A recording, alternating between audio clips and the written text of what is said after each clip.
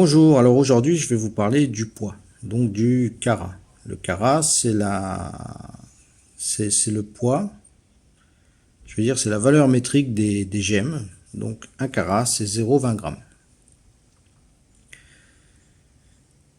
Et je vais aborder ce petit sujet qui va sûrement faire grincer un petit peu des dents. Je vois souvent des gens qui vendent des bruts au carat. Donc ils disent vend, je sais pas moi, saphir de 3 carats. Il faut savoir une chose, quand on achète un brut, on l'achète toujours au gramme. Mais c'est plus facile de vendre un saphir brut de 3 carats qu'un saphir brut de 0,60 grammes. À savoir que quand on a un saphir brut de 3 carats, qu'on va le faire tailler, on va obtenir une pierre au mieux de 1 carat. On peut avoir du 0,8, du 0,7, du 0,6. Ça va dépendre de beaucoup de choses qu'il y a dans le brut.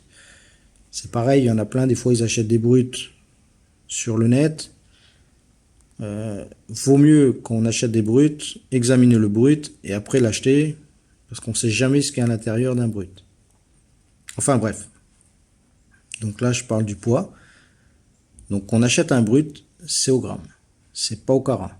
Parce que un brut de 3 carats, on obtiendra une pierre de 1 carat. Et on aura perdu 2 carats. Donc les gens, des fois, ils vendent des pierres au prix du carat.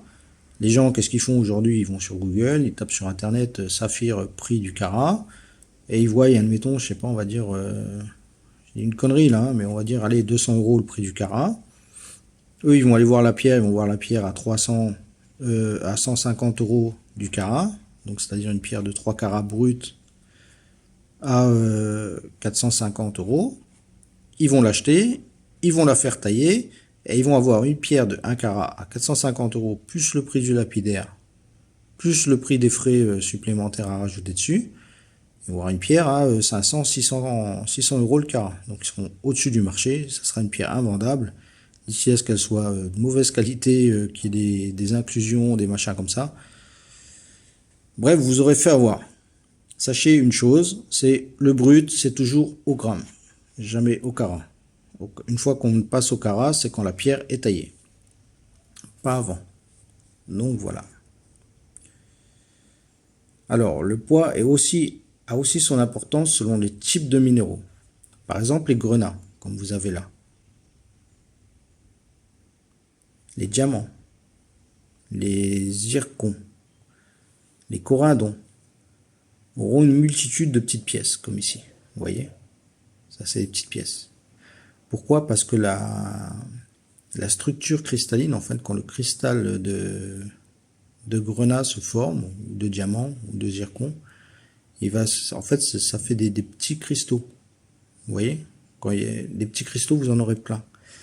Mais si vous avez, par exemple, un grenat comme ça, là, ça c'est un spersatite de cette taille,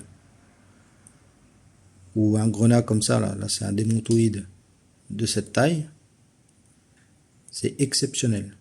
Surtout avec une pureté, une couleur, la couleur qu'il faut, c'est vraiment exceptionnel.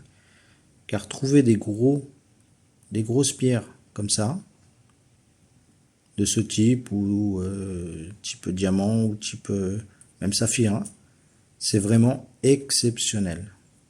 Surtout quand ils ont la bonne teinte et qu'ils n'ont aucune inclusion à l'intérieur. À partir de là, je peux vous dire que vous êtes sur des pierres qui...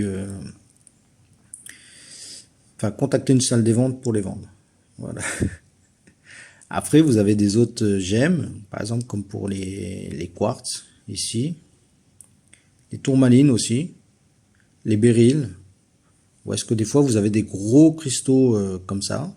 Et là, à partir de là, vous pouvez faire des grosses pierres dedans. Mais c'est pareil. Tailler une grosse pierre, il faut vraiment qu'elle ait la bonne teinte, pas d'inclusion, pour qu'elle prenne vraiment beaucoup de valeur. Et plus vous aurez une grosse pierre, plus vous allez toucher des personnes comme les collectionneurs ou investisseurs et non pas la joaillerie. Après, ça dépend dans quel domaine vous voulez vendre des gemmes.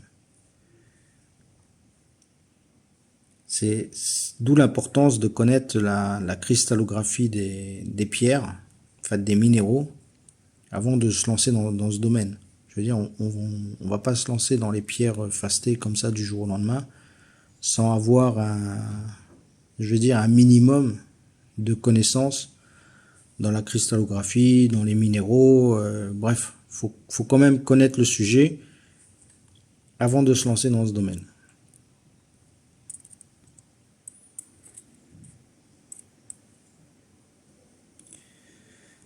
Voilà pour ce qui est du poids. Donc si vous avez des questions comme d'habitude, n'hésitez pas à les poser, commentez et abonnez-vous. Allez, ciao ciao.